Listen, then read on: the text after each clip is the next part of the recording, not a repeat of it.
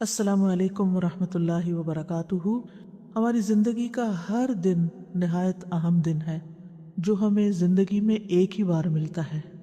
جو دن گزر جاتا ہے وہ قیامت تک ہمیں واپس نہیں ملے گا، اس لیے ہمیں اپنے ہر دن کو سوچ سمجھ کر گزارنا چاہیے، اس سے بھرپور فائدہ اٹھانا چاہیے۔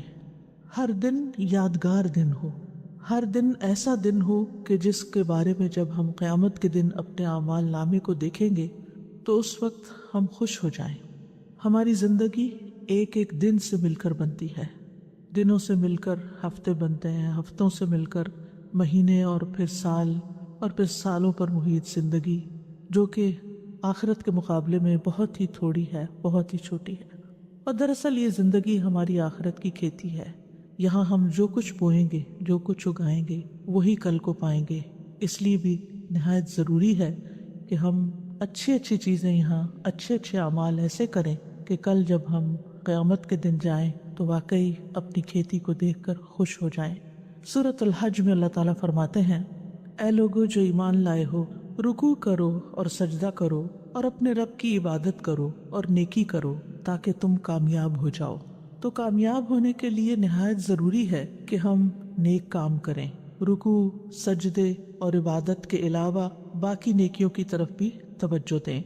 کسی بھی کام کی قبولیت کی دو شرائط ہیں، یعنی جب بھی کوئی کام کریں تو یہ چیز ضرور ذہن میں رکھیں، چاہے وہ دنیا کا کام ہو، چاہے وہ دین کا کام ہو، کہ وہ خالصتاً اللہ کی رضا کے لیے ہو، اور دوسرا یہ کہ سنت کے طریقے کے مطابق ہو۔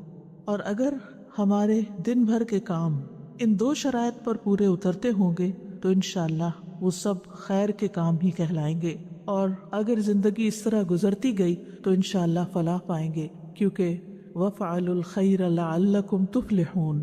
فلاح، کامیابی، سکسیس، اس کا انحصار اس بات پر ہے کہ ہم اس زندگی کو کتنے اچھے کاموں میں گزارتے ہیں۔ رسول اللہ صلی اللہ علیہ وسلم نے فرمایا، ہر شخص صبح کو اٹھتا ہے تو اپنے نفس کا سودا کرتا ہے، پھر یا تو اسے آزاد کرتا ہے یا اسے ہلاک کر دیتا ہے، یعنی اینڈ آف دا ڈے یا تو پھر نفع کا سودا اور یا نقصان کا سودا۔ اس لیے آغاز دن سے ہی نیکیوں کی ٹھان لیں، آنکھ کھلے تو دعا کے ساتھ دن کا آغاز کریں، اور وہ دعا بھی کیا ہے؟ الحمدللہ الذی احیانا بعدما اماتنا والیہ النشور۔ سب تعریفیں اللہ ہی کے لیے ہیں جس نے ہمیں مرنے کے بعد زندہ کیا اور اسی کی طرف دوبارہ جانا ہے۔ نیند گویا کہ ایک موت تھی، اور ہمیں ایک نیا دن ملا، نئی زندگی ملی، اور ہر روز ہمیں نئی زندگی ملتی ہے، کیونکہ بہت سے لوگ نیند کی حالت میں دنیا سے ہی چلے جاتے ہیں، ان کو واپس زندگی نہیں ملتی۔ اس لیے اٹھتے ہی اللہ کا شکر ادا کریں، یعنی اپنے دن کا آغاز گریٹیٹیوڈ سے کریں، الحمدللہ۔ اور جب آپ یہ الفاظ ادا کریں تو صرف ایک روٹین میں ایسے دل میں ہی نہیں کہتے، بلکہ بول کے ان کو ادا کریں۔ کم از کم اتنا اونچا ضرور بولیں کہ آپ کے اپنے کان سن لیں، اپنے آپ کو ضرور سنوائیں، کیونکہ شکر صرف دل میں نہیں ہوتا۔ جب تک انسان اس کو زبان پر نہیں لاتا، اس کو اپنی زبان سے ادا نہیں کرتا، تو اس شکر سے لطف نہیں اٹھا سکتا، خوشی محسوس نہیں کر سکتا۔ لہٰذا اللہ کا شکر ادا کریں کہ اللہ نے آپ کو زندگی دی۔ پھر اس کے بعد دن کا آغاز فجر کی نماز سے کریں، اور پھر فجر کی نماز ایک بنیادی پلر ہے۔ اگر ہم دن کا آغاز ایک صحیح طریقے سے کریں گے تو انشاءاللہ عمارت کبھی نہیں گرے گی۔ فجر کی نماز پڑھنے والے کے لیے اللہ کا ذمہ ہے۔ رسول اللہ صلی اللہ علیہ وسلم نے فرمایا، جس نے صبح کی نماز پڑھی وہ شام تک اللہ کے ذمے میں ہے، یعنی اللہ کی حفاظت اور ضمانت میں ہے۔ اللہ نے اسے دنیا اور آخرت میں امن عطا کیا۔ فجر کی نماز میں لمبی تلاوت کریں، وَقُرْآنَ الْفَجْرِ إِنَّ قُرْآنَ الْفَجْرِ كَانَ مَشْهُودًا، اور فجر کا قرآن پڑھیے، بے شک فجر کا قرآن ہمیشہ سے حاضر ہونے کا وقت رہا ہے، اس وقت فرشتے حاضر ہوتے ہیں۔ کم سے کم تو 3 آیات ہوتی ہیں جیسے سورۃ اخلاص کی، لیکن زیادہ جتنی آپ بڑھا سکے، کیونکہ نبی صلی اللہ علیہ وسلم کی نمازوں میں فجر کی نماز سب سے طویل ہوتی تھی، یعنی اس کی قرات طویل ہوتی تھی۔ تہجد تو آپ خود اپنے لیے پڑھتے تھے تو وہ تو ویسے ہی طویل ہوتے تھے۔ رسول اللہ صلی اللہ علیہ وسلم نے فرمایا، کیا تم میں سے کوئی شخص یہ پسند کرتا ہے کہ جب وہ اپنے گھر واپس آئے تو اس میں 3 بڑی فربہ حاملہ اونٹنیاں موجود پائے، یعنی موٹی تازی 3 اونٹنیاں گھر میں کھڑی ہوں۔ ہم نے عرض کی جی ہاں۔ آپ نے فرمایا پس 3 آیات جنہیں تم میں سے کوئی شخص اپنی نماز میں پڑھتا ہے، جو شخص اپنی نماز میں پڑھتا ہے وہ اس کے لیے 3 بھاری بھرکم اور موٹی تازی حاملہ اونٹنیوں سے بہتر ہیں۔ تو اس سے یہ پتہ چلتا ہے کہ وہ قرآن کا حصہ جو ہم اپنی نماز کے اندر پڑھتے ہیں وہ اس سے افضل ہے جو ہم نماز کے باہر پڑھتے ہیں۔ لہٰذا اگر اللہ سبحانہ و تعالیٰ توفیق دے تو تہجد کی نماز میں زیادہ سے زیادہ قرآن مجید پڑھیں اور اپنا ڈیلی ایک ورد جو ہے وہ مقرر کر لیں کہ اتنا تو کم از کم ضرور پڑھنا ہے، کیونکہ جب ہم کوئی چیز مقرر کر لیتے ہیں اپنے اوپر تو پھر نبھا بھی جاتے ہیں۔ اور اگر آپ اپنے آپ کو اوپن اینڈ دیں تو نفس غالب آ جاتا ہے، سستی کر جاتا ہے اور انسان اس کو پورا نہیں کر پاتا۔ اور تہجد میں آپ قرآن مجید کو مصحف سے دیکھ کے بھی پڑھ سکتے ہیں تو اس میں طویل قرات ہو سکتی ہے۔ ادروائز قرآن مجید کے کچھ حصے یاد کر لیں تاکہ فجر کی نماز جو ہے وہ طویل ہو سکے۔ نبی صلی اللہ علیہ وسلم کسی بھی حالت میں فجر کی سنتیں نہیں چھوڑتے تھے، خواہ صحت مند ہوتے یا مریض ہوتے، سفر میں ہوتے یا مقیم ہوتے، یہ نماز آپ نے کبھی نہیں چھوڑی۔ اس لیے ان سنتوں کا اہتمام کرنا ضروری ہے۔ اگر کسی وجہ سے نماز فرض میں تاخیر ہو رہی ہو، آنکھ دیر سے کھلی، تو آپ دوبارہ سورج نکلنے کے بعد پہلے ان سنتوں کی قضا پڑھیں۔ فجر کی سنتیں دنیا و ما فیہا سے بہتر ہیں۔ آپ صلی اللہ علیہ وسلم نے فرمایا، صحیح مسلم کی روایت ہے، فجر سے پہلے کی 2 رکعتیں دنیا اور جو کچھ اس میں ہے اس سے بہتر ہے۔ آپ سوچئے کہ اگر صرف فجر کی 2 سنتوں کی یہ قدر و قیمت ہے، ان کا یہ مقام ہے کہ دنیا اور جو کچھ دنیا میں ہے سب سے بہتر ہے، تو پھر فرض نماز کا کیا عالم ہوگا اور باقی نمازوں کی کیا قدر و قیمت ہوگی۔ اس لیے کبھی بھی سستی کے مارے یا سفر یا تھکاوٹ یا بیماری میں بھی ان سنتوں کو نہ چھوڑیں۔ اور اگر آپ اس وقت شعور کے ساتھ یہ سنتیں ادا کریں کہ اس وقت دنیا میں جو کچھ ہے، اگر آپ امیجن کر سکیں اس کو، تو میں اس سے بہتر چیز کا سودا کرنے جا رہی ہوں، تو انشاءاللہ اس سے آپ کی نماز میں ایک روح بھی آ جائے گی۔ اور پھر نماز خشوع و خضوع کے ساتھ ادا کریں۔ بعض اوقات ہمیں کچھ اور کام بھی ہوتے ہیں یا لوگ ہمارے انتظار میں ہوتے ہیں، لیکن یاد رکھیے کہ جو آپ کا انتظار کر رہا ہے اس کی حیثیت نماز سے بہت کم ہے، کیونکہ بعض اوقات ہم لوگوں کی خاطر اپنی نماز بہت مختصر کر دیتے، الا یہ کہ آپ کے بچے چھوٹے ہوں اور وہ رو رہے ہوں یا کوئی شدید مجبوری میں کھڑا ہو تو اور بات ہے، ورنہ اگر محض کوئی ملاقات کے لیے آیا ہے یا کسی اور مقصد کے لیے تو اس کو انتظار کرنا چاہیے کہ آپ اپنے رب کے حضور توجہ سے نماز ادا کر کے اس کے لیے فارغ ہوں۔ ایک سجدہ جو اطمینان اور خشوع کے ساتھ ادا کیا جاتا ہے وہ زمین کے تمام سونے کے خزانوں سے بھی بہتر ہے۔ اس لیے محبت کے ساتھ، شوق کے ساتھ سجدہ ادا کریں، کیونکہ جب بھی کوئی سجدہ کرتا ہے تو اللہ سبحانہ وتعالیٰ اس سجدے کے سبب اس کا ایک درجہ بڑھا دیتے ہیں اور اس کے ذریعے ایک خطا مٹا دیتے ہیں۔ تو ایک صحابی نے یہ سوال کیا تھا آپ سے کہ اللہ کے رسول، مجھے آپ ایسے عمل کی خبر دیں جس کے کرنے سے اللہ مجھے جنت میں داخل کر دے، یا یہ کہ اللہ کے نزدیک سب سے پسندیدہ عمل کے بارے میں خبر دیں۔ تو آپ خاموش رہے، پھر انہوں نے پوچھا، پھر خاموش رہے۔ جب تیسری بار پوچھا تو آپ نے فرمایا کہ تم پر اللہ کے لیے سجدوں کی کثرت لازم ہے، یعنی سجدوں کے ذریعے تم سب سے زیادہ تیزی کے ساتھ اللہ کا قرب حاصل کر سکتے ہو، کیونکہ سجدے میں انسان سب سے زیادہ اللہ کے قریب ہوتا ہے۔ تو زمین پہ صرف ٹھونگے نہ ماری جائیں بلکہ بہت توجہ کے ساتھ، بہت جم کے سجدہ کیا جائے۔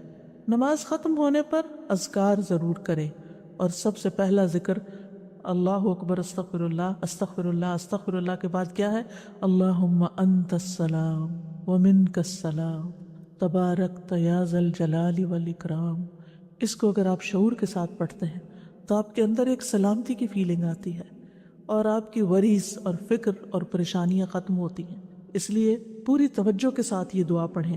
پھر اسی طرح جب تک آپ مصلی پہ بیٹھے ہوں گے اور وضو قائم رہے گا تو فرشتے دعا کرتے رہیں گے، کیا؟ اللہم اغفر لہ، اللہم ارحمہ، اے اللہ اس کی مغفرت فرما، اس پر رحم فرما۔ پھر اسی طرح نماز کے بعد 33 بار سبحان اللہ، 33 بار الحمدللہ اور 33 مرتبہ اللہ اکبر، اور 100 کا عدد پورا کرنے کے لیے لا الہ الا اللہ وحدہ لا شریک لہ، لہ الملک و لہ الحمد وہو علی کل شیء قدیر پڑھ لیں تو اس کے بارے میں فضیلت یہ ہے کہ اس شخص کے سارے گناہ معاف کر دیے جائیں گے، اگرچہ وہ سمندر کی جھاگ برابر ہی کیوں نہ ہو۔ اور اگر 33 بار پڑھنے کا وقت نہیں تو 10 بار ان تسبیحات کو پڑھ لیں، لیکن تسبیحات پڑھے بغیر نہ اٹھیں، اور تسبیحات ہاتھ پہ پڑھیں۔ مثلا 10 بار پڑھنے کے لیے ہر انگلی پر 2 دفعہ سبحان اللہ پڑھ لیں، اگر 10 بار پڑھنا ہے تو 5 انگلیوں پہ بغیر کسی کنفیوژن کے 10 پورے ہو جائیں گے، کیونکہ دائیں ہاتھ سے پڑھنا افضل ہے۔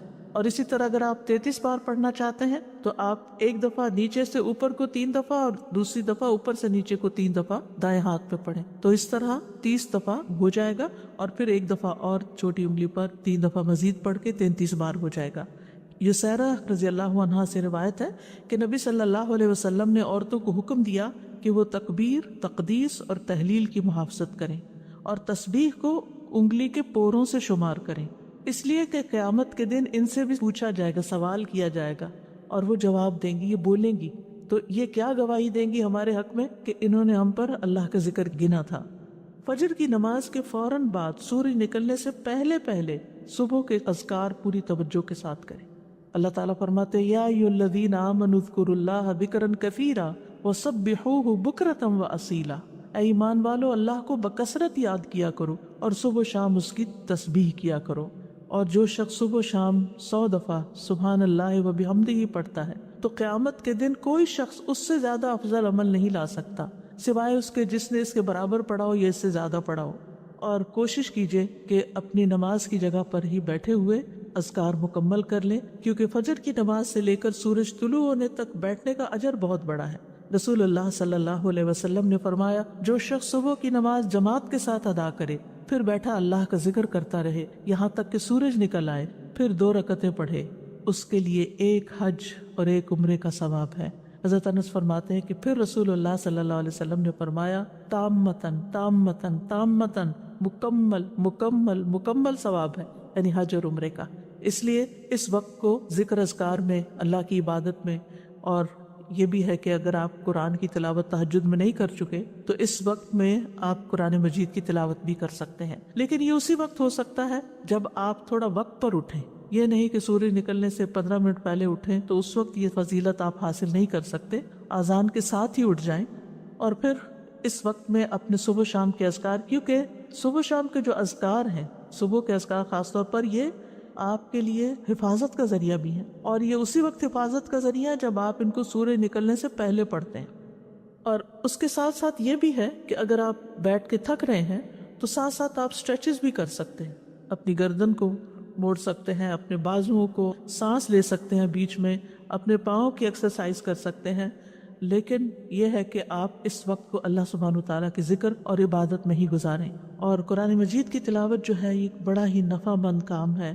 اپنا مصحف روز کھولیں، یعنی کوئی دن ایسا نہ جائے کہ جس کے شروع میں آپ کا قرآن مجید کا کوئی حصہ نہ ہو، کیونکہ یہ بابرکت کتاب ہے اور اس کی برکت کی وجہ سے آپ کے دن کے کام بھی آسان ہو جائیں گے۔ سورۃ فاطر کی آیات میں اللہ تعالیٰ فرماتے ہیں ان الذین یتلون کتاب اللہ واقاموا الصلاۃ وانفقوا مما رزقناہم سرا وعلانیۃ یرجون تجارۃ لن تبور لیوفیہم اجورہم ویزیدہم من فضلہ انہ غفور شکور۔ بے شک جو لوگ اللہ کی کتاب کی تلاوت کرتے ہیں اور انہوں نے نماز قائم کی اور جو کچھ ہم نے انہیں دیا اس میں سے انہوں نے پوشیدہ اور ظاہر خرچ کیا، وہ ایسی تجارت کی امید رکھتے ہیں جو کبھی برباد نہ ہو، جس میں نقصان ہے ہی نہیں، تاکہ وہ انہیں ان کے اجر پورے پورے دے اور اپنے فضل سے انہیں زیادہ بھی دے، یعنی صرف اتنا نہیں ملے گا جو انہوں نے کیا، زیادہ بھی ملے گا، بلا شبہ وہ بے حد بخشنے والا نہایت قدردان ہے۔ اور پھر قرآن مجید کی تلاوت دن بھر آپ کو غموں سے آزاد رکھے گی، کیونکہ جب دل میں غم بیٹھ جاتے ہیں تو یہ اس بات کی طرف اشارہ ہوتا ہے کہ آپ کے دل کو مزید قرآن کی غذا کی ضرورت ہے، اور قرآن مجید کو ہمیشہ اپنے قریب رکھا کریں، یعنی آپ کی ہاتھ کی ریچ میں ہو، آپ کے بیڈ سائڈ ٹیبل پر ہو یا ڈرار میں ہو یا ساتھ ہی کوئی شیلف ہو اس میں ہو، یعنی سرانے کے پاس ہو، کیونکہ جب بھی آپ کو وقت ملے یا تھوڑی دیر کے لیے بھی آپ ریلیکس ہو تو آپ کچھ نہ کچھ کھول کے پھر پڑھ سکتے ہیں۔ اور اب تو الحمدللہ موبائلز کے اندر بھی قرآن مجید موجود ہے، ایون لیٹ کے بھی اگر آپ اس کو دیکھنا چاہیں تو دیکھ سکتے ہیں۔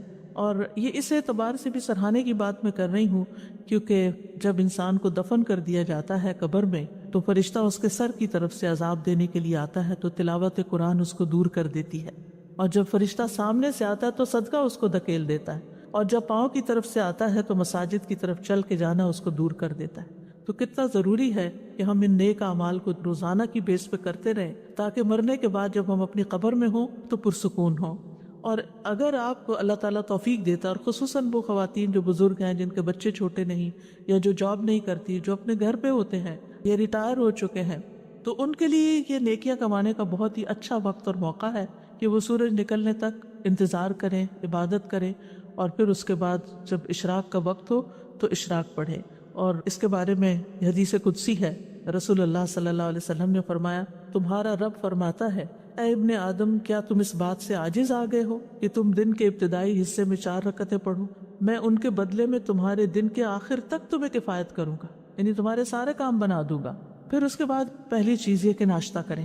ناشتہ کریں، اگرچہ آپ کا دل نہ بھی چاہے، لیکن کچھ دن اگر آپ زبردستی کچھ کریں گے تو پھر عادت بھی ہو جائے گی، کیونکہ روحانی ترقی ہو نہیں سکتی جب تک انسان کی صحت درست نہ ہو، جسمانی طور پر مضبوط نہ ہو۔ اگر آپ کو گھر سے فوراً نکلنا ہوتا ہے اور آپ کا زیادہ وقت عبادت میں گزر گیا ہے تو آپ اپنے ساتھ کھجور بھی رکھ سکتے ہیں، یعنی اگر آپ کو شدید مصروفیت ہے اور وقت کم ہے تو کھجور کا ناشتہ کر سکتے ہیں۔ نبی صلی اللہ علیہ وسلم کی سنت بھی ہے، آپ نے فرمایا بالائی علاقے کی اجوا کھجور کا نہار منہ استعمال کرنا ہر قسم کے جادو اور زہر سے شفا ہے۔ پھر دودھ بہترین غذا ہے، اور ان چیزوں کو بھی عبادت سمجھ کے کریں۔ رسول اللہ صلی اللہ علیہ وسلم کے پاس دودھ لایا گیا تو آپ نے اسے پیا، پھر رسول اللہ صلی اللہ علیہ وسلم نے فرمایا، بے شک دودھ کے علاوہ کوئی چیز ایسی نہیں جو کھانے اور پینے دونوں سے کفایت کر دے، یعنی اگر آپ کچھ کھا نہیں بھی سکے اور 1 کپ دودھ پی لیتے ہیں تو آپ کا کھانا اور پینا دونوں ہو گئے۔ ابن عباس کہتے ہیں کہ رسول اللہ صلی اللہ علیہ وسلم نے فرمایا، جس کو اللہ کھانا کھلائے اسے چاہیے کہ وہ یوں کہے، اللہم بارک لنا فیہ ورزقنا خیرا منہ، اے اللہ تو ہمارے لیے اس میں برکت عطا کر اور ہمیں اس سے بہتر رزق عطا کر۔ تو آپ دیکھیے ہر روز اگر یہی انسان پڑھے تو کتنی بھلائی ہوگی۔ اور جسے اللہ دودھ پلائے تو یوں کہے، اللہم بارک لنا فیہ وزدنا منہ، یہ نہیں کہا خیرا منہ، کیونکہ دودھ سے بہتر کوئی چیز نہیں۔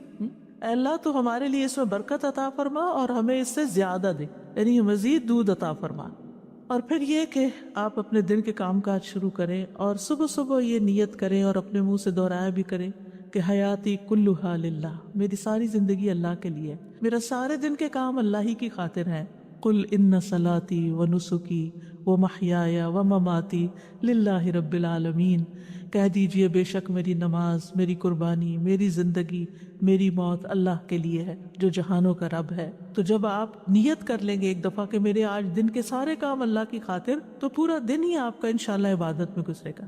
پھر یہ ہے کہ ہر روز اپنے لیے علم نافع میں اضافہ کریں، رب زدنی علما، یہ اپنی دعاؤں میں شامل کر لیں۔ رسول اللہ صلی اللہ علیہ وسلم نے فرمایا، جو شخص صبح کے وقت اس لیے مسجد کی طرف نکلا کہ بھلائی سیکھے یا سکھائے تو اس کے لیے پورا حج ادا کرنے والے کی مثل اجر ہے۔ یعنی ہر روز اگر انسان اپنے گھر سے نکلتا ہے علم حاصل کرنے کے لیے تو حج کے برابر اس کو ثواب ملتا ہے۔ اور علم سیکھنے اور سکھانے کے لیے وقت مقرر کریں۔ اگر آپ نے کوئی کلاس جوائن کی ہوئی ہے یا اگر آپ آن لائن کلاس لے رہے ہیں تو وہ سب سے بہتر ہے، یعنی چاہے آپ کتنے ہی کورسز کر چکے ہوں، کہیں نہ کہیں اپنے آپ کو باندھ کے رکھیں، کیونکہ اگر آپ نے کہیں کمٹمنٹ نہیں کی تو پھر آپ صرف سوچتے ہی رہ جائیں گے۔ لیکن جب آپ اپنے آپ کو کسی خاص وقت کا پابند کرتے ہیں، کسی خاص کورس کا پابند کرتے ہیں، تو اس سے فائدہ یہ ہوتا ہے کہ پھر آپ پابندی کے ساتھ، روٹین کے ساتھ وہ کام کرتے چلے جاتے ہیں۔ لیکن اس کے ساتھ ہی اپنے لیے سیلف سٹڈی کا بھی کوئی نہ کوئی وقت مقرر کریں، مثلاً کھانا پکاتے ہوئے کچھ سنیں یا کچھ ساتھ ساتھ پڑھ بھی سکتے ہیں، کتاب وہاں بھی لے جا سکتے ہیں۔ گھر کے کام کاج کرنے کے دوران بھی آپ اپنے علم کا سفر جاری رکھ سکتے ہیں، لیکن اس کے لیے آپ کو مقرر کرنا ہوگا۔ مثال کے طور پر میں نے اپنے ناشتہ بنانے کے وقت کو مقرر کیا ہوا ہے قرآن مجید سننے کے لیے، کیونکہ سن کر میرے دل پہ بہت اثر ہوتا ہے اور دہرائی بھی ہوتی چلی جاتی ہے، یعنی تلاوت اپنی جگہ ہے لیکن سننا۔ تو آپ بھی اپنے کسی ایک وقت میں جس میں آپ کے ہاتھ مشغول ہیں، آپ خود پڑھ نہیں سکتے، تو آپ اس وقت لسننگ کریں۔ موبائل پہ آپ خاص ایپ لوڈ کر لیں جس میں صرف آپ کی لسننگ ہی ہوتی رہے، یعنی وہاں سے اس کو ہٹائے نہیں، اور اس طرح پورا قرآن مجید جو ہے سن کر بھی مکمل کریں۔ یہ بھی علم بڑھانے کا ایک طریقہ ہے، اور خاموشی سے اگر انسان قرآن مجید سنتا ہے تو اللہ تعالیٰ کی رحمت بھی نازل ہوتی ہے۔ اور وقت مقرر کرنے کے بارے میں اس لیے بھی کہوں گی کہ ایک خاتون نبی صلی اللہ علیہ وسلم کی خدمت میں حاضر ہوئی، کہنے لگی، اللہ کے رسول، آپ کی تمام باتیں مردوں نے سیکھ لیں، ہمارے لیے بھی آپ اپنی طرف سے کوئی دن مخصوص کریں جس میں ہم آپ کے پاس آئیں اور آپ ہمیں وہ تعلیمات دیں جو اللہ نے آپ کو سکھائی ہیں۔ تو آپ نے فرمایا کہ فلاں دن فلاں جگہ جمع ہو جاؤ، یعنی جگہ بھی بتا دی اور دن بھی بتا دیا۔ چنانچہ عورتیں جمع ہوئیں، نبی صلی اللہ علیہ وسلم ان کے پاس آئے اور انہیں وہ سکھایا جو اللہ نے آپ کو سکھایا تھا۔ تو اس لیے کسی سے سیکھنا جو ہے یہ بھی ساری زندگی جاری رکھیں۔ انسان کسی بھی مقام پر پہنچ جائے تو اس کو سیکھنے کا سفر ختم نہیں کرنا چاہیے۔ امام احمد بن حنبل کے بارے میں آتا ہے کہ بہت بوڑھے بھی ہو چکے تھے، چلنا بھی ان کے لیے مشکل ہو گیا تھا، لیکن جب سنتے کہ شہر میں کوئی عالم آیا ہے تو اپنی قلم دوات اٹھاتے اور چل پڑتے۔ تو ان سے کسی نے پوچھا کہ کب تک آخر آپ یہ علم کی مجالس میں جائیں گے؟ کہا موت تک، یعنی جب تک میری زندگی ہے میں مزید سیکھتا رہوں گا۔ بعض باتیں انسان نے سیکھی بھی ہوتی ہیں لیکن بھول جاتا ہے، ان کو دوبارہ تازہ کرنے کی ضرورت ہوتی ہے، اور اس سے ایمان بھی بڑھتا ہے۔ اپنے دلوں کو ایمان سے سجائیں۔ وَلَٰكِنَّ اللَّهَ حَبَّبَ إِلَيْكُمُ الْإِيمَانَ وَزَيَّنَهُ فِي قُلُوبِكُمْ۔ اپنے آپ کو دیکھا کرے کہ کیا میرے دل میں ایمان کا حسن ہے، خوبصورتی ہے، اور ایمان میں اضافے میں جو چیزیں مددگار ہوتی ہیں وہ ہیں اللہ تعالیٰ کی اطاعت اور پسند کے کام کرنا، امانت کی حفاظت کرنا، سچ بولنا، ایمان کے مزین ہونے کی دعا کرنا، ایمان گھٹانے والے کاموں سے بچنا، چاہے وہ زبان کے گناہ ہو یا ویسے گناہ ہو، اور ایمان والے ساتھی تلاش کرنا، نیک صحبت۔ یعنی اب کووڈ کے دنوں میں آپ لوگوں سے ملنے کے لیے نہیں جا سکتے، لیکن آپ کال کر سکتے ہیں، آپ بات کر سکتے ہیں، لیکن ان لوگوں سے بات کرنے سے پرہیز کیجیے جو صرف غیبت سنانے والے ہوں یا صرف منفی باتیں کر کے آپ کو پریشان کرنے والے ہوں۔ ان کو کسی کام لگا دیجئے تاکہ وہ آپ کو نشانہ نہ بنائیں، آپ کو ڈسٹ بن نہ بنائیں کہ وہ صرف اپنے مسائل ہر وقت آپ کے سر پہ ڈالتے رہیں اور آپ ان کی وجہ سے پریشان رہیں، چاہے وہ آپ کے رشتہ داروں میں سے ہوں، چاہے وہ آپ کی اولاد میں سے ہوں، چاہے آپ کے والدین میں سے ہوں، چاہے آپ کے بہن بھائیوں میں سے ہوں، کیونکہ یہی قریبی رشتے ہوتے ہیں جو بعض اوقات ہمارے لیے آزمائش بن جاتے ہیں، اور ان کی زندگی میں مسائل ہوتے ہیں، وہ جب بات کرتے ہیں وہ کسی نہ کسی کی شکایت کرتے ہیں، کسی نہ کسی کی غیبت کرتے ہیں، کوئی شوہر کی کر رہا ہے اور کوئی بچوں کی کر رہا ہے اور کوئی بہن بھائیوں کی کر رہا ہے اور کوئی کسی رشتہ دار کی، کوئی نیبر کی۔ تو اس چیز سے آپ نے پوری طرح بچنا ہے۔ آپ ان کو کسی ایسے کام لگا سکتے ہیں، علم سیکھنے سکھانے کے کام میں، کسی ویلفیئر کے کام میں، کسی کی خدمت کے کام میں، کہ جس سے ان کی زندگی میں خوشی آئے اور دھیان بٹے اور وہ ہر وقت آپ سے اس قسم کی باتیں نہ کریں۔ اور اگر وہ نہیں باز آتے تو ان کو آپ اچھے طریقے سے سمجھا بھی سکتے ہیں کہ یہ کام آپ کے اور میرے دونوں کے ایمان کے لیے بھی درست نہیں اور ہماری آخرت کے لیے بھی درست نہیں۔ ایک دفعہ شاید ان کو یہ بات کڑوی لگے، لیکن یہ ہے کہ آئندہ کے لیے وہ سنبھل جائیں گے۔ پھر اسی طرح یہ ہے کہ قلبی طہارت کے ساتھ ساتھ اپنی جسمانی طہارت کا بھی روزانہ اہتمام کریں۔ اپنے جسم، ناخن، بدن، ان تمام چیزوں کے بارے میں فکر مند رہیں۔ ابو ہریرہ کہتے ہیں 5 چیزیں فطری ہیں: ختنہ کرنا، زیر ناف بال صاف کرنا، بغل کے بال اکھاڑنا، ناخن تراشنا، مونچھیں کتروانا۔ اور خواتین اپنے اعتبار سے جو بھی صفائی کے طور طریقے ہیں جو انہوں نے اختیار کرنے ہیں ان کا بھی دن مقرر کریں۔ مثلاً اگر آپ نے ہر فرائیڈے مقرر کر رکھا ہے یا ہر سنڈے مقرر کر رکھا ہے، اگر آپ اپنی پرسنل ہائیجین کے لیے ٹائم فکس کر لیں گے تو انشاءاللہ آپ کو مشکل نہیں ہوگی۔ لیکن باقی ڈیلی نمازوں میں وضو کرتے ہوئے اچھی طرح اپنے آپ کو صاف کریں، ساتھ مسواک کریں۔ رسول اللہ صلی اللہ علیہ وسلم دن یا رات میں جب بھی سو کے اٹھتے تو وضو سے پہلے مسواک کیا کرتے تھے۔ آپ فرماتے ہیں اگر مجھے یہ ڈرنا ہوتا کہ میں مومنوں پر مشقت ڈال دوں گا تو میں انہیں ہر نماز کے وقت مسواک کا حکم دیتا۔ تو آپ اپنے وضو کی جگہ پر مسواک رکھ دیجئے۔ اگر مسواک کرنا آپ کو مشکل لگتا ہے ہر وقت تو ایک دفعہ دن میں کم از کم پراپر مسواک کریں، اور باقی اوقات میں ٹوتھ برش کے ساتھ بھی آپ اپنے دانتوں کو ہلکا پھلکا پھیر کے یہ کام کر سکتے ہیں۔ حضرت سمرہ سے مرفوعاً روایت ہے، رسول اللہ صلی اللہ علیہ وسلم نے فرمایا اپنے منہ کو مسواک کے ساتھ پاک رکھو کیونکہ یہ قرآن کا راستہ ہے۔ تو اپنے منہ کی صفائی اور اپنی زبان کی صفائی اور اپنے گلے کی صفائی، ان چیزوں کا بھی خاص خیال رکھیں۔ اور پھر وضو کے بعد دعا پڑھنا نہ بھولیں۔ اپنے ڈیلی کے کاموں میں اگر آپ کو یاد نہیں رہتا تو کہیں لکھ کے لگا لیں۔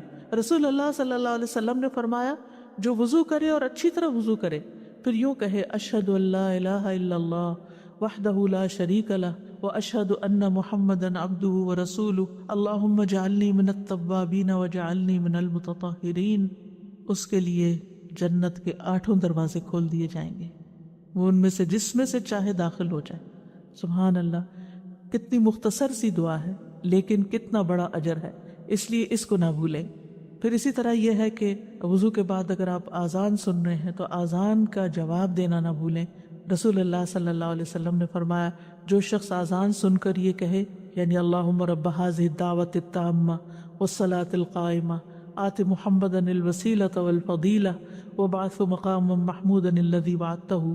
तो क़यामत के दिन नबी सल्लल्लाहु अलैहि वसल्लम की उसके लिए शफ़ात जायज़ हो जाएगी, लाजिम हो जाएगी। हल्लत लहू शफ़ाअती यौमल क़ियामा, यानी जो आज़ान के बाद की दुआ पढ़ेगा नबी सल्लल्लाहु अलैहि वसल्लम की शफ़ात पाएगा। और इसी तरह वो दुआ की कबूलियत का वक्त होता है, उस वक्त के लिए दुआ सोच रखे कि मैंने क्या दुआ मांगनी।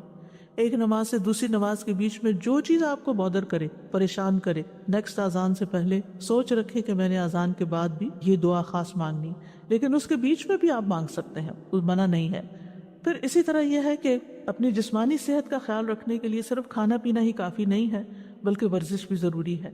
रसूलुल्लाह सल्लल्लाहु अलैहि वसल्लम ने फरमाया, ताकतवर मोमिन अल्लाह के नज़दीक कमज़ोर मोमिन से बेहतर और पसंदीदा है।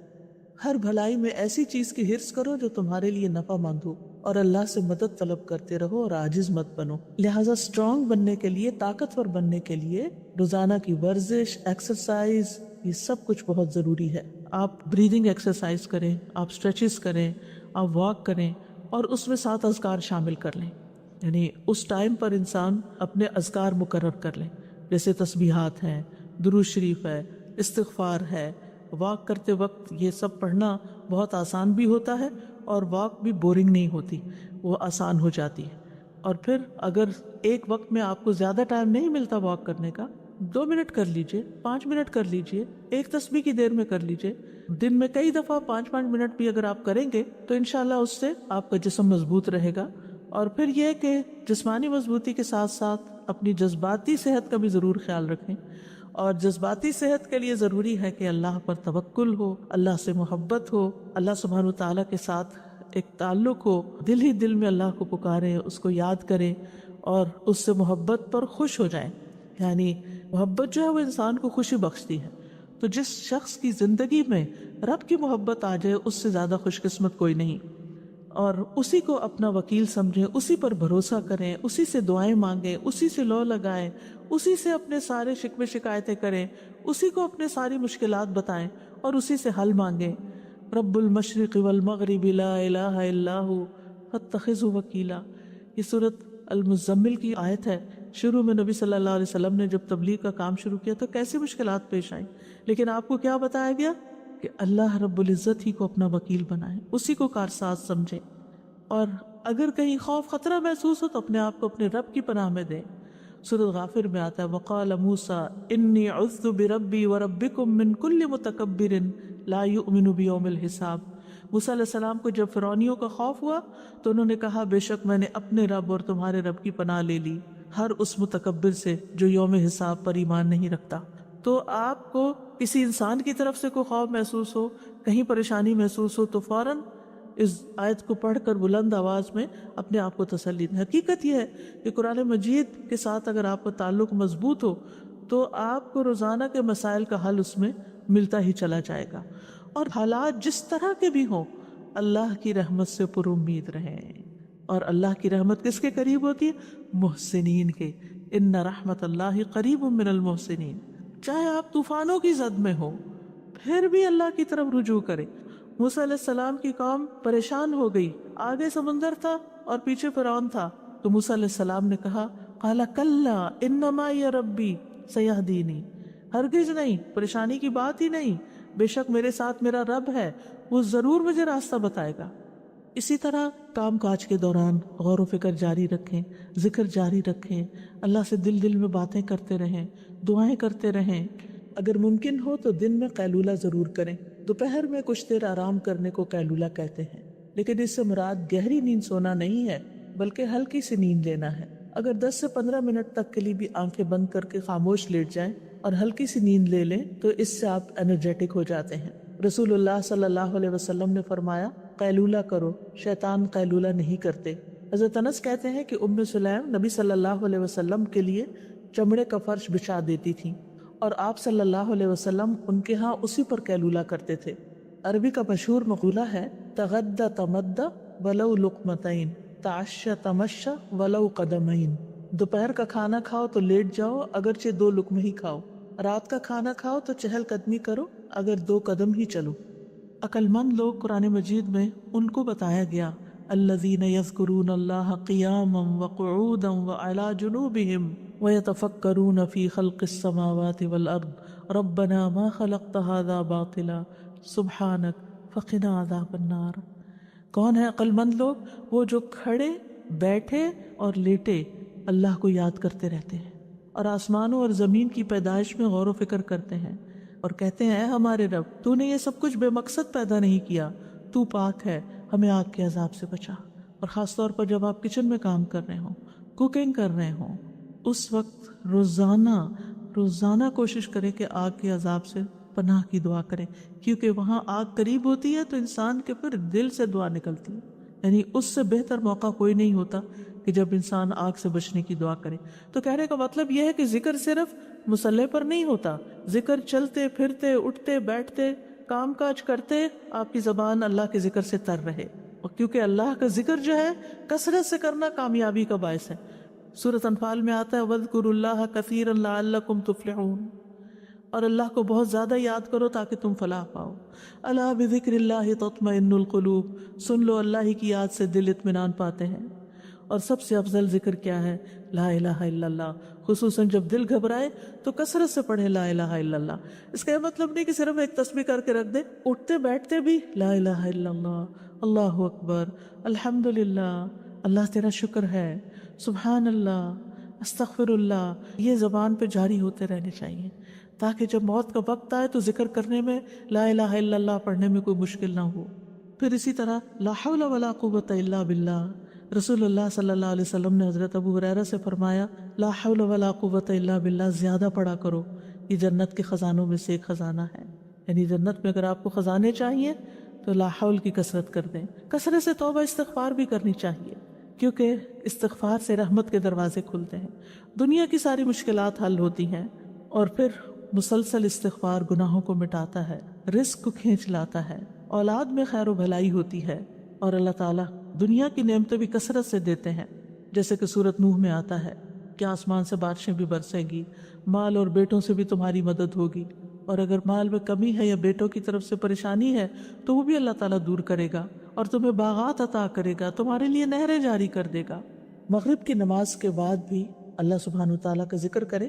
حدیث پہ آتا ہے رسول اللہ صلی اللہ علیہ وسلم نے فرمایا جو شخص لا الہ الا اللہ وحدہ لا شریک لہ لہ الملک و لہ الحمد یحیی و یمیت وہو علی کل شیء قدیر مغرب کے بعد 10 مرتبہ پڑھے گا، اللہ تعالیٰ اس کی حفاظت کے لیے اسلحہ بردار فرشتے بھیجے گا جو صبح تک اس کی شیطان سے حفاظت کریں گے۔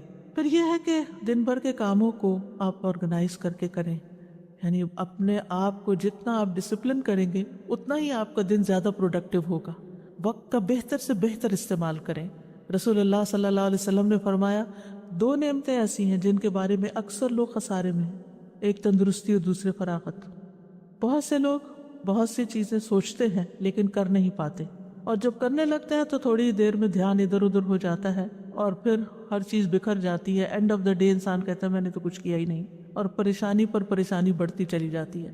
اور چونکہ ہر انسان کی زندگی میں کوئی نہ کوئی امتحان ہوتا ہے، پریشانی ہوتی ہے، تو بعض اوقات انسان اس پریشانی میں اتنا مغلوب ہو جاتا ہے کہ جو بھی اس نے اپنے کام سوچے ہوتے ہیں وہ سارے ایک طرف رکھ کے کوئی ذہنی تفریح کا سامان کر لیتا ہے۔ اور آج کل تو بہت بڑا فتنہ ہے کہ موبائل ہمارے ہاتھ میں ہے، کوئی ڈرامہ لگا لیتا ہے اور کوئی گانا سننا شروع کر دیتا ہے، اور کوئی کسی طرح کی بھی ویڈیو دیکھ کے ایک کے بعد ایک شروع ہو جاتی ہیں، اور اس طرح جو کرنے کے کام ہے وہ سارے دھرے کے دھرے رہ جاتے ہیں۔ تو اس چیز کے بارے میں آپ نے بہت کانشیس ہونا ہے، کیونکہ انسان اگر ان چیزوں میں پڑا رہے تو چھوٹی چھوٹی پریشانیاں اس کو ڈسٹریکٹ کر سکتی ہیں، اور چھوٹی چھوٹی خوشیوں کا حصول اس کو ڈسٹریکٹ کر سکتا ہے۔ تو پھر انسان کا ایک دن بھی ضائع ہوا تو سمجھے اس نے بہت بڑا نقصان کیا۔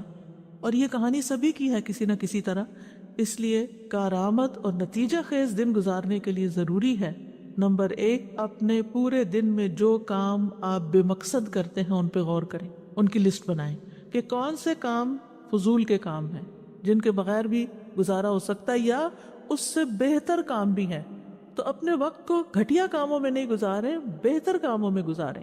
دوسرا یہ کہ اپنے سارے دن کے کاموں کے نتائج بھی دیکھیں کہ اس کا رزلٹ کیا ہے، آؤٹ کم کیا ہے۔ میں نے جو اس چیز پہ اتنا وقت لگا دیا تو میں نے کیا کمایا، کیا حاصل کیا. بعض اوقات ہم ایسے ہی کوئی لغو سی چیز دیکھنا شروع کر دیتے ہیں اور کہتے ہیں اس میں بھی لرننگ ہے. اینڈ میں پوچھے کیا لرن کیا، کیا سیکھا؟ کیونکہ بہت وقت صرف ایک نفس کی خواہش ہوتی ہے جس کے پیچھے انسان چل رہا ہوتا ہے. نمبر 3، اپنے مقصد پر نظر رکھیں کہ میرا کسی بھی کام کے کرنے کے پیچھے مقصد کیا ہے، یہ کام میں کیوں کر رہا ہوں. کوئی بھی مصروفیت آپ نے جو اختیار کی ہے یا شروع کی ہے، اور اس مقصد کے راستے میں جو چیز رکاوٹ ہے اس رکاوٹ کو پہلے دور کریں، ورنہ آپ منزل پہ نہیں پہنچ سکتے. چوتھی چیز یہ کہ اپنے اہم اور ضروری کاموں کو متعین کریں. یہ چیزیں میری زندگی میں بہت امپورٹنٹ ہیں جنہیں میں نے کرنا ہے، اور ان کو لکھ لیں باقاعدہ. یعنی اپنی پرائرٹی لسٹ بنائیں، اہم ترین کاموں کو لکھ لیں. جو آپ کا ٹارگٹ ہے، جو گول آپ حاصل کرنا چاہتے ہیں، اس کے لیے کیا چیز مددگار ہوگی اس کو بھی ساتھ لکھ لیں. مثلا آپ نے ایک کام لکھا کہ مجھے یہ کام کرنا ہے، چاہے لکھنے کا کوئی کام ہے یا پکانے کا ہے یا کوئی صدقہ خیرات کا یا ویلفیئر کا یا جس بھی طرح کا کوئی کام ہے، یا آپ کی ڈیوٹی سے ریلیٹڈ کوئی کام ہے. تو ویسے تو سارے ہی کام بڑے اہم لگ رہے ہوتے ہیں، لیکن اہم ترین کاموں کو ٹاپ پرائرٹی پر رکھیں کہ یہ مجھے پہلے کرنا ہے، اور کس طرح کرنا ہے وہ بھی ساتھ پلان کریں. اور پانچویں چیز یہ ہے کہ اپنے مقصد کو حاصل کرنے کے لیے فوکسڈ رہیں، کیونکہ بہت سے لوگ سب کچھ کر لیتے ہیں لیکن جب کام شروع کرتے ہیں تو اس پہ فوکس نہیں کرتے، لہٰذا کام ختم نہیں ہوتا. رکاوٹ آتی ہے تو اس کو دور کریں، سولوشن نکالیں، حل نکالیں. اور اگر ایک طریقے سے آپ کا ٹارگٹ حاصل نہیں ہوا تو کوئی دوسرا طریقہ اختیار کریں. امید کے ساتھ کام کریں، مایوس نہ ہو، کیونکہ یہ نہیں ہوتا کہ جو چیز ہم سوچیں وہ ویسے ہی ہو بھی جائے. بعض اوقات ہو جاتی ہے اور بعض اوقات نہیں بھی ہوتی. اور چھٹی بات یہ ہے کہ سستی سے بچیں اور کاموں کو لٹکائیں نہیں. اچھا بعد میں صحیح، اچھا کل صحیح، اچھا صبح صحیح. اور ساتویں بات یہ کہ جب روٹین نہیں ہوتی تو پھر بہت سے کام چھٹ جاتے ہیں. اپنی ڈیلی روٹین سیٹ کریں. آپ سمجھیں کہ آپ کے دن کے 24 گھنٹے آپ کے پاس 24 باکسز ہیں. آپ دیکھیں کہ آپ نے ہر گھنٹے میں اس باکس کے اندر کیا ڈالا ہے. کوئی فائدے کی چیز ڈالی یا کوئی بیکار سٹفنگ کی ہے یا کوئی کوڑا کرکٹ ڈال دیا. اور قیامت کے دن جب آپ جا کے وہ باکس کھولیں گے تو آپ کو پتہ چلے گا کہ یہ گھنٹہ بھی بیکار تھا اور یہ بھی یہ میں نے کیوں کیا. اس وقت پھر پریشان ہونے کا فائدہ نہیں. تو اگر آپ امیجنری باکسز بھی بنا لیں یا آپ اپنے کسی کاغذ کو لے کے اس پہ 24 خانے ڈال کے اپنا ٹائم ٹیبل بنائیں اور ٹائم لکھ لیں، جس ٹائم سے آپ شروع کریں گے وہیں پہ جا کے ختم ہوگا. آپ شیٹ کے اوپر سارے خانے جو نیند کا ٹائم ہے اس کو آپ الگ کر لیں، اور باقی جو بیداری کے ٹائم ہے ان کو آپ لکیر لگا کے ہر گھنٹے کا کام لکھیں کہ اس گھنٹے میں مجھے کیا کرنا ہے. اگر آپ وہ لکھ لیں گے تو پھر کوشش کریں کہ اس گھنٹے میں وہی کام کریں، کوئی اور نہ کریں، الا یہ کہ کوئی بہت بڑی ایمرجنسی ہو تو پھر اس کام کو کسی اور کام کے ساتھ آپ ملا سکتے ہیں. تو جب تک آپ کی ڈیلی روٹین نہیں ہوگی، گھڑی کے ساتھ آپ نہیں چلیں گے تو آپ کا ڈے پروڈکٹیو نہیں ہوگا. بہت ضروری ہے کہ ہر چیز کے لیے وقت نکالا جائے، اپنی جسمانی ضروریات کے لیے بھی، روحانی ضروریات کے لیے بھی، ذہنی ضروریات کے لیے بھی، جذباتی ضروریات کے لیے بھی، دین کے کاموں کے لیے بھی، اور پھر اس کے لیے اپنے نفس سے جہاد کرنا ہوگا. کیونکہ نفس ان النفس لامارۃ بالسوء، نفس تو انسان کو برائیوں پر بہت اکساتا ہے، اور نفس کے خلاف جہاد سب سے افضل جہاد ہے. نبی صلی اللہ علیہ وسلم نے فرمایا اللہ عز و جل کی ذات کی خاطر تیرا اپنے نفس اور خواہش سے جہاد کرنا افضل جہاد ہے، اور اس میں کبھی اپنی نیند کو قربان کرنا اور کبھی اپنی کسی پسندیدہ چیز کو قربان کرنا کہ نہیں اب اس چیز کا وقت نہیں.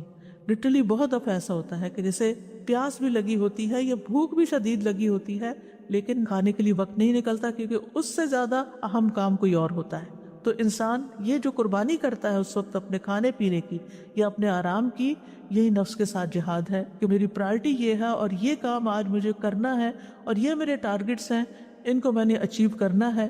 تو انشاءاللہ اللہ سبحانہ وتعالیٰ بہت آسانی کریں گے. اور کچھ چیزیں آپ پھر ملٹی ٹاسکنگ میں بھی لا سکتے ہیں، دو کام اکٹھے بھی کر سکتے ہیں تاکہ آپ کا وقت بچے.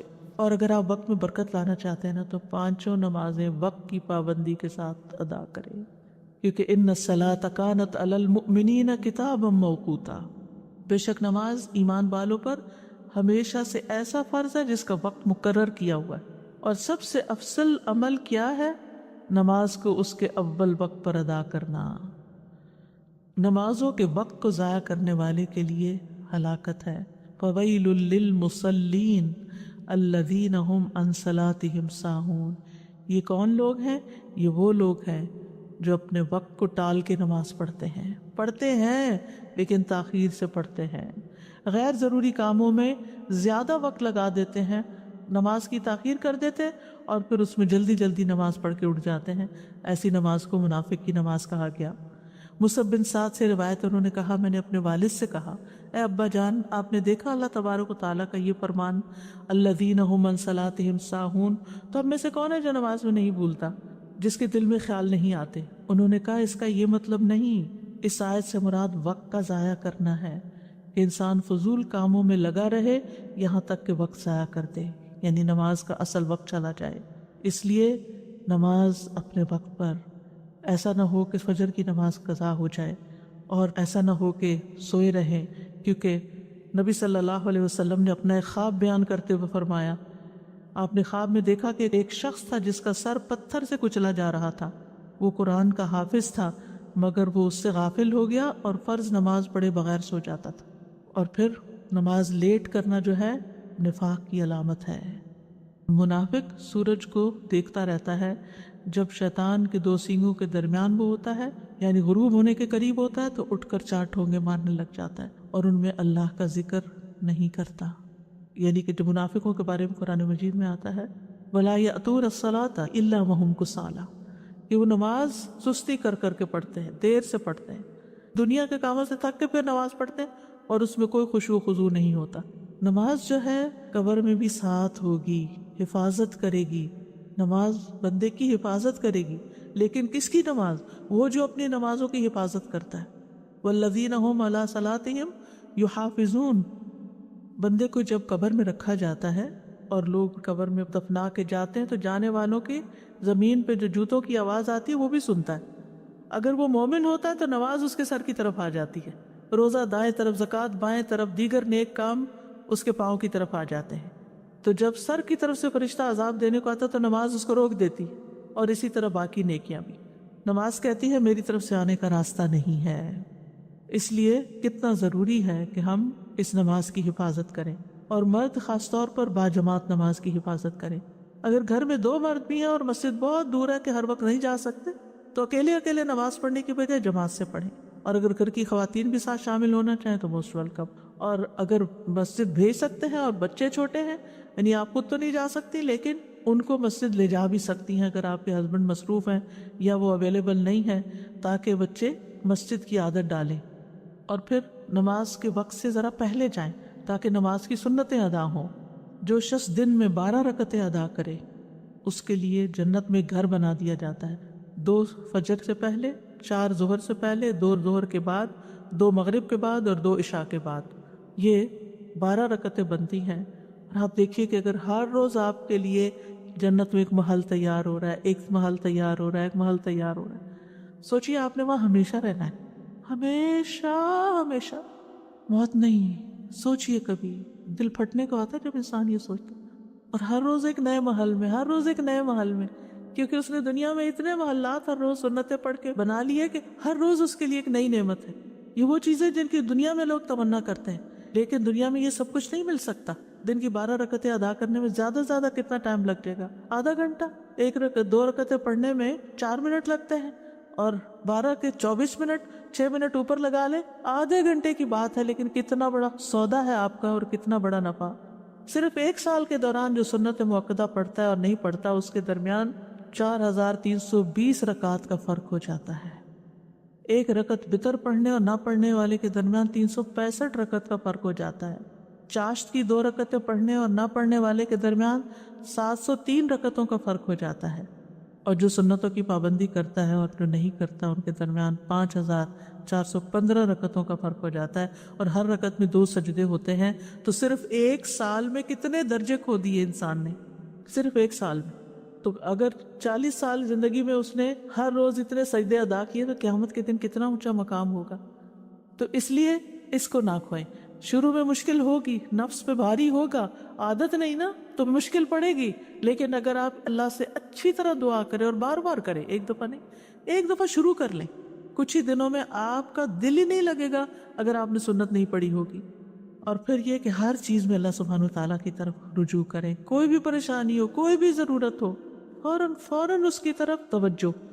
جیسے حدیث قدسی میں آتا ہے، اللہ تعالیٰ فرماتے ہیں اے ابن آدم اپنے آپ کو میری عبادت کے لیے فارغ کر لو، میں تیرے دل کو غنا سے اور تیرے ہاتھ کو رزق سے بھر دوں گا، اور اے ابن آدم تو مجھ سے دور نہ ہو ورنہ میں تیرے دل کو فقر سے اور تیرے ہاتھ کو مصروفیت سے بھر دوں گا. دنیا میں اتنا مصروف کرے گا اللہ کہ پھر عبادت کے لیے وقت نہیں ملے گا، اور دنیا تو یہی رہ جائے گی. جتنا مرضی سجا بنا لے، جتنی مرضی بڑھا لے، اور پھر یہ کہ ہر کام عبادت سمجھتے ہوئے کریں. ہر کام جیسے کھانا پکانا، لانڈری کرنا، گھر کی صفائی کرنا، برتن دھونا، یہ ساری کی ساری چیزیں عبادت ہے، کیونکہ آپ دوسروں کی خدمت کر رہے ہیں. اور اس میں کبھی بھی کسی پہ احسان نہ جتائیں، نہ اپنے بچوں پہ، نہ شوہر پہ، نہ کسی اور پہ. اور پھر یہ کہ نیکیوں میں سبقت لے جائیں، آگے بڑھیں. یعنی جو لوگ نیک کام میں جلدی کرتے ہیں اولئک یسارعون فی الخیرات وہم لہا سابقون، جو لوگ نیک کاموں میں جلدی کرتے ہیں یہی ان میں آگے نکلنے والے ہیں. کوشش کریں کہ نیکی کے ہر کام میں حصہ ڈالیں. ابو ہریرہ کہتے ہیں رسول اللہ صلی اللہ علیہ وسلم نے فرمایا آج تم میں، یعنی دن بھر کے کرنے کے کام ہے نا، اسی مناسبت سے یہ حدیث سنا رہی ہوں. آپ نے فرمایا آج تم میں سے کس نے روزے کی حالت میں صبح کی؟ ابو بکر رضی اللہ عنہ نے عرض کیا میں نے. آپ نے فرمایا آج تم میں سے کس نے مریض کی عیادت کی؟ ابو بکر رضی اللہ عنہ نے کہا میں نے. آپ نے فرمایا تم میں سے کس نے جنازے میں شرکت کی؟ ابو بکر رضی اللہ عنہ نے کہا میں نے. آپ نے پوچھا کس نے مسکین کو کھانا کھلایا آج؟ حضرت ابو بکر نے کہا میں نے. مروان کہتے ہیں مجھے معلوم ہوا کہ اس پر نبی صلی اللہ علیہ وسلم نے فرمایا کہ جب کسی شخص میں ایک دن میں یہ ساری خصلتیں جمع ہو جائیں، یعنی یہ سارے کام وہ ایک دن میں کر لے، دن بھر کرنے کے کاموں میں اگر یہ موقع مل گئے اور اس نے کر لیے، وہ جنت میں ضرور داخل ہوگا. کتنی بڑی بات ہے. لیکن بعض اوقات ہمیں پتہ بھی ہوتا ہے. اور پھر مردوں کے لیے خاص طور پہ جنازہ پڑھنا، تو اس میں ایک جنازے کا جو ثواب ہے 2 قرات کے برابر، قرات جو ہے وہ پہاڑ برابر ہوتا ہے. تو جب ایک صحابی کو دیر سے یہ حدیث پتہ چلی تو وہ ہاتھ ملنے لگے، یعنی پچھتانے لگے کہ ہم نے اتنے قرات ضائع کر دیے. کتنے مواقع تھے. بہت سے لوگ حرم جاتے ہیں، وہاں جنازہ پڑھنے کا وقت بھی ہوتا ہے لیکن اس کو نکل پڑتے ہیں. تو کتنے منٹ لگتے، چند اور منٹ. دعا یاد کر لے انسان اور بخشش کرتا رہے، اور جب دوسروں کے لیے آپ کریں گے تو کوئی آپ کے لیے بھی کرے گا. پھر یہ کہ نیکیوں کے کام کرنے کے ساتھ ساتھ گناہوں سے ضرور بچیں، یعنی نافرمانی کے کاموں سے بچیں، یہ بھی کرنے کا کام ہے. جہنم کو سامنے رکھے نا انسان تو گناہوں سے بچ سکتا ہے. جہنم کی حقیقت جب سمجھ آ جاتی ہے نا انسان کو تو زندگی کا رخ بدل جاتا ہے، زندگی تبدیل ہو جاتی ہے. تو اس لیے اچھے کام بھی کریں لیکن ساتھ برائیوں سے بچے بھی ضرور. یعنی ایسے کام نہ کریں کہ جس سے لوگوں کو اذیت ہو، دوسروں کو اریٹیٹ نہ کریں، نیگ نہ کریں. کوئی ایسا کام نہ کریں کہ جس سے دوسرا آپ سے بیزار ہونے لگے. اور اس کے لیے ایک کرائیٹیریا، جو اپنے لیے پسند نہیں وہ دوسرے کے لیے بھی نہ کریں. پھر یہ ہے کہ اللہ کی محبت کی خاطر، اللہ کے چہرے کی خاطر یہ کام کیا کریں کہ لوگوں سے اچھے اخلاق سے پیش آئیں، کیونکہ میزان میں سب سے بھاری نیکی اچھا اخلاق ہوگا. اور اس میں سب سے پہلے اپنے والدین کو خوش کریں، ان کی پیشانی چومیں، ان کے چھوٹے چھوٹے کام کریں، ان کے ساتھ جو بھی نیکی کر سکتے ہیں زندگی میں کریں. اور اگر فوت ہو چکے ہیں تو ان کے لیے صدقہ خیرات کرتے رہیں، دعائیں کرتے رہیں، ان کی زندگی میں بھی اور مرنے کے بعد بھی. رب ارحمہما کما ربیانی صغیرا، رب ارحمہما کما ربیانی صغیرا. اے میرے رب ان پہ رحم فرما جیسے انہوں نے مجھے بچپن میں شفقت سے پالا تھا. سب کے لیے خیر کا باعث بنے، خصوصاً گھر والوں کے لیے. اور اس خیر میں صرف ان کی دنیا بنانا ہی نہیں ہے، ان کی آخرت کی بھی فکر کریں. یعنی بعض اوقات ہم لوگ خود دین کی طرف آ جاتے ہیں لیکن گھر والوں کو بھول جاتے ہیں. پھر اسی طرح یہ ہے کہ کسی کے سوال سے تنگ نہ ہو، چاہے بچے ہی کوئی چیز مانگ رہے ہیں یا ویسے کوئی سوال پوچھ رہے ہیں آپ سے، پوچھے جا رہے ہیں تو پریشان نہ ہو. یا کوئی اور آپ سے مسئلہ پوچھ لیتا ہے تو ڈانٹے نہیں. وَأَمَّا السَّائِلَ فَلَا تَنْهَرْ. کیونکہ بعض اوقات یہ ہوتا ہے جب والدین بزرگ گھر میں ہوں وہ ایک ہی بات بار بار پوچھتے ہیں، یا آپ کے ہسبینڈ ایک ہی چیز روز پوچھنے شروع ہو جاتے ہیں تو اس پر آپ کو غصہ آ جاتا ہے کہ کل بھی بتایا تھا پھر آج وہی بات پوچھ رہے ہیں. تو اس لیے بہتر یہ ہے کہ اس وقت اپنے آپ کو کنٹرول کر لیں یا جواباً سوال کر دیں کہ آپ کا کیا خیال ہے، آپ ذرا سوچیں، ذہن پہ زور ڈالیں. کیونکہ بعض اوقات وہ صرف بات بڑھانے کے لیے آپ سے وہی بات پوچھ لیتے ہیں جو پہلے بھی پوچھی ہوتی ہے. تو سوال سے تنگ نہیں ہونا. بچہ کچھ مانگ رہا ہے تو تنگ نہیں ہونا، شٹ اپ کال نہیں دینی کہ چپ ہو جاؤ تو میرا سر کھا گئے ہو میں فارغ ہو کے دوں گی. نہیں، اپنا کام روک دیں، جا کے اس کی ضرورت پوری کر دیں اور پھر آگے بڑھیں. جہاں بھی بیٹھیں، کھانے کی ٹیبل پہ بھی بیٹھیں، خیر پھیلانے والے ہوں، مبارک بن جائیں. کن مبارکن اینما کنتا، جہاں بھی ہو مبارک بنے. اور وہ کیسے؟ ابن قیم کہتے ہیں آدمی کی برکت یہ ہے کہ جہاں بھی مقیم ہو خیر کی تعلیم دے، اچھی بات زبان سے نکالے، اچھی بات کریں. اسی لیے نبی صلی اللہ علیہ وسلم کھانے میں نقص نہیں نکالتے تھے. ہو سکتا ہے آپ کو پسند نہ ہو لیکن دوسرے کو بھی آپ بدمزہ کر رہے ہیں کھانے کی شکایت کر کر کے. اور بچوں کی تربیت کے لیے کھانا کھانے کا وقت بہترین وقت ہے جب ان کے ساتھ بیٹھ کر آپ ان کو کوئی اچھی بات بتا سکتے. لیکن اللہ کی خاطر اس وقت ان کی کھچائی نہ شروع کر دیں کہ دن بھر کے بعد اب ہاتھ آئے ہیں. بہت سے لوگ کھانے کی بیس پہ بیٹھ کے ان کا حساب کتاب شروع کر دیتے ہیں اور ان کے سارے دن کا جو کام کاج ہے ان کا محاسبہ شروع کر دیتے ہیں اور اس طرح سارے گھر والوں کا کھانا جو ہے وہ بدمزہ کر دیتے ہیں. اس سے بھی بچنا چاہیے. پھر پڑوسیوں کی خبر گیری کریں، ان کے کھانے پینے کا خیال رکھنا. نبی صلی اللہ علیہ وسلم نے فرمایا اے ابو ذر، جب تم سالن پکاؤ تو شوربہ زیادہ کر لو، پڑوسی کی خبر گیری کرو. یعنی کسی بھی طرح اپنے اپنے کلچر کے مطابق آپ پڑوسی کا، اپنے دوستوں کا خیال رکھ سکتے ہیں.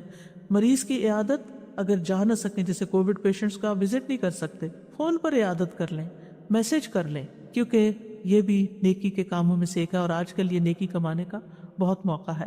پھر سلام کو گھر میں بھی عام کریں، باہر بھی اور گھر میں. یعنی میک شور کہ صبح اٹھتے ہی گھر والوں کو سلام کریں، بچوں کو سلام کریں، بچے آپ کو سلام کریں. مرد گھر سے باہر گئے نماز پڑھنے کے لیے، واپس آئے سلام کریں. اگر وہ نہ کرے تو آپ سلام کریں اور حال بھی ضرور پوچھیں، کیا حال ہے آپ کا، کیسی رات گزری. بس اتنا سا جملہ ان کا دل بڑھا دے گا. اس سے محبتوں میں اضافہ ہوتا ہے اور سلام کرنا بخشش کا باعث ہے.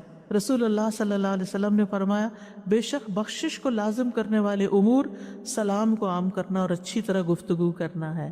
یعنی آپ سلام کر رہے ہیں، سلامتی کی دعا دے رہے ہیں، گھر والے سلامت ہوں گے تو آپ کا بھی دل سکون میں ہوگا اور ساتھ آپ کی اپنی بخشش ہو رہی ہے. کر سلام رہے اور آپ کے گناہ معاف ہو رہے ہیں. آتے جاتے چلتے پھرتے گھر میں سلام کرتے رہیں. بچوں کو بھی خود سلام کریں کہ ان کو عادت ہو جائے. پھر گھر والوں کے کاموں میں ان کی مدد بھی کریں. اور یہ عورتوں مردوں دونوں کے لیے ہے، بڑوں کے لیے چھوٹوں کے لیے. حضرت عائشہ سے اسود نے پوچھا کہ نبی صلی اللہ علیہ وسلم اپنے گھر میں کیا کرتے تھے؟ انہوں نے کہا کہ نبی صلی اللہ علیہ وسلم اپنے گھر کا کام کاج کیا کرتے تھے اور ان کی خدمت کرتے تھے. جب نماز کا وقت ہوتا تو کام چھوڑ کر نماز کے لیے چلے جاتے. ایک اور روایت میں ہے کسی نے پوچھا کہ آپ گھر میں کیا کرتے تھے؟ کہا کہ وہ بھی انسانوں کی طرح انسان تھے. وہ اپنے کپڑوں کو صاف کرتے، بکری کا دودھ دو لیتے، اپنے کام خود کر لیتے تھے، یعنی نبی صلی اللہ علیہ وسلم. تو پھر بیٹوں کو بھی عادت ڈالنی چاہیے یا مردوں کو بھی کہ گھر والوں کے ساتھ تعاون کریں. اور اگر ان کے پاس وقت بالکل نہیں تو گھر والوں کی مدد کے لیے کچھ نہ کچھ انتظام کریں. نبی صلی اللہ علیہ وسلم نے فرمایا تم میں سے بہتر وہ ہے جو اپنے گھر والوں کے لیے بہتر ہو، اور تم سب کی نسبت میں اپنے گھر والوں کے لیے بہتر ہوں. اور اسی طرح گھر والوں پر خوش دلی سے خرچ کرنا چاہیے، خصوصاً مردوں کو جن کے اوپر نان نفقہ فرض ہے، سنت نفل نہیں ہے، فرض ہے. آدمی اپنی ذات پہ، اپنی بیوی بچوں پہ اور اپنے خادم پہ جو خرچ کرتا ہے وہ صدقہ ہوتا ہے.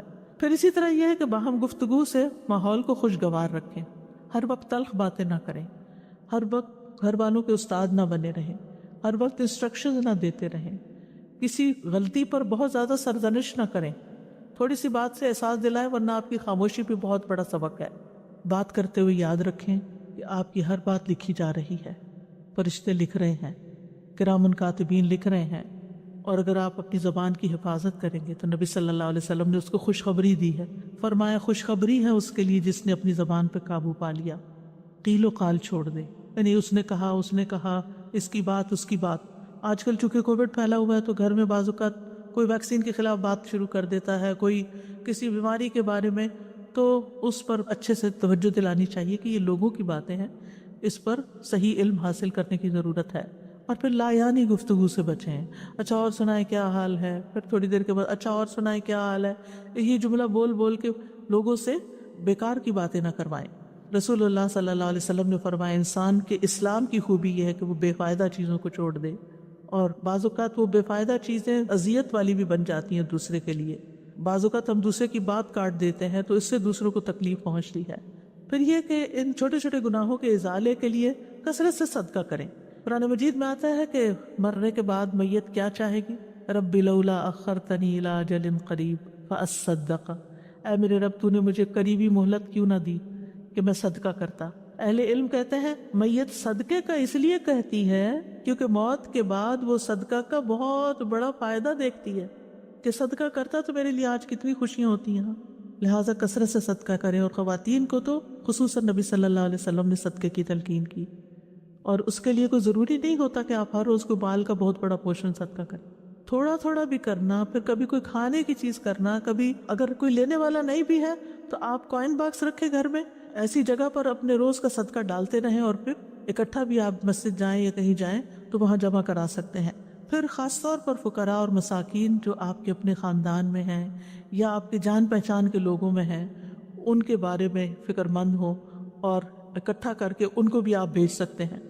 رسول اللہ صلی اللہ علیہ وسلم نے فرمایا, مسلمان کا وہ مال کتنا عمدہ ہے جس میں سے کسی مسکین, یتیم اور مسافر کو دیا جائے.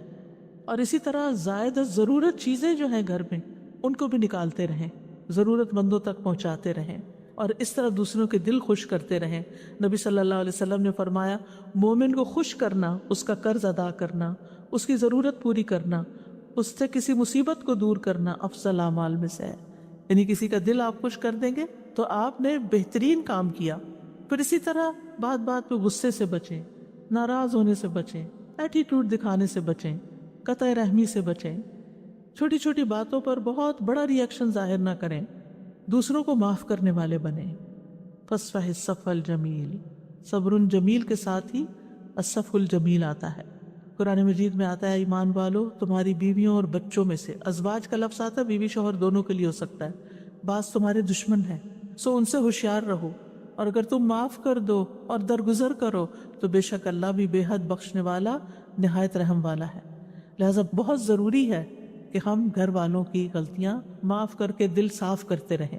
فرمایا, تمہارے مال اور تمہاری اولاد تو محض ایک آزمائش ہے, اور جو اللہ کے پاس ہے واللہ عندہ اجر عظیم, اور اللہ کے پاس بہت بڑا اجر ہے. کسی پر ظلم کرنے سے بچیں, مظلوم کی آہ سے بچیں. مظلوم کی بد دعا عرش تک جاتی ہے, چاہے وہ آپ کا بچہ ہی کیوں نہ ہو. دل کی سختی سے بچیں, کیونکہ محروم ہے وہ شخص جس کی نماز میں خشوع نہیں اور وہ روتا نہیں. کوشش کریں دن کی کسی نہ کسی نماز میں آپ کو رونا ضرور آئے. پھر اسی طرح برے خیالات اور بدگمانیوں سے بچیں. خود بھی سکون میں رہیں گے, دوسروں کے لیے بھی سکون کا باعث ہوں گے. بدگمانیوں کو دل میں جڑ نہ پکڑنے دیں. اسی طرح آپ غیبت سے بچ سکیں گے اور بہتان تراشی سے بچ سکیں گے. مشکل آ جائے تو صبر اور نماز سے مدد مانگیں. انبیاء کا طریقہ یہ تھا کہ جب کوئی پریشانی آتی فوراً نماز کی طرف لپکتے تھے. پریشانی اور غم میں لا الہ الا اللہ پڑھے, یہ عرش تک جانے والا کلمہ ہے. دعاؤں کو لازم کر لیں, اٹھتے بیٹھتے دل میں چھوٹی سی کوئی مشکل آ گئی نا, فوراً دیر اینڈ دین دعا کریں, اور تنگی کے بعد آسانی کا انتظار کریں. ان مع العسر یسرا فان مع العسر یسرا, کیونکہ مدد جو ہے صبر کے ساتھ آتی ہے, تنگی کے ساتھ ہی کشادگی ہے, اور سختی کے ساتھ آسانی بھی ہے. اور پھر اس طرح دن میں ان چیزوں پر عمل کرتے ہوئے جب رات ہو تو آپ کا آخری کام اللہ کا ذکر ہو. سوتے وقت کے مسنون اذکار ان کو پڑھنا نہ بھولیں. سورۃ ملک پڑھیں. سورۃ ملک عذاب قبر سے بچانے والی ہے. ہمیں نہیں پتا ہماری یہ رات آخری رات ہو, اور پھر انسان اپنے آپ کو اللہ کی حفاظت میں دے کر سوئے. اگر باوضو سو سکیں تو بہت اچھا ہے, کیونکہ جب بھی آپ کی آنکھ کھلے گی اور آپ سائیڈ بھی بدلیں گے تو فرشتہ آپ کے لیے دعا کرتا رہے گا, جو اس کام پر مقرر ہو جائے گا آپ کے لیے کہ آپ کے لیے بخشش کی دعا کرے. تو ایک مومن کا دن پروڈکٹیو دن ہوتا ہے. میں نے باقی روزمرہ کی روٹین سے متعلق باتیں اس لیے نہیں کی کہ ہر ایک کے اپنی دنیا کے کام جو ہیں الگ الگ ہیں, لیکن جب آپ اپنے کاموں کا اور عبادات کا وقت مقرر کریں گے اور نیکی کے یہ کام کریں گے تو انشاءاللہ خیر ہی خیر ہوگی. ورنہ وقت کا ضائع ہونا جو ہے وہ انسان کے لیے خسارے کا باعث ہے, جیسے کہ سورۃ العصر میں اللہ سبحانہ وتعالیٰ فرماتے ہیں, والعصر, زمانے کی قسم, ان الانسان لفی خسر, یقیناً انسان خسارے میں ہے, الا الذین آمنوا وعملوا الصالحات, سوائے ان لوگوں کے جو ایمان لائے اور انہوں نے نیک اعمال کیے, وتواصوا بالحق وتواصوا بالصبر, اور ایک دوسرے کو حق کی وصیت کی اور ایک دوسرے کو صبر کی وصیت کی.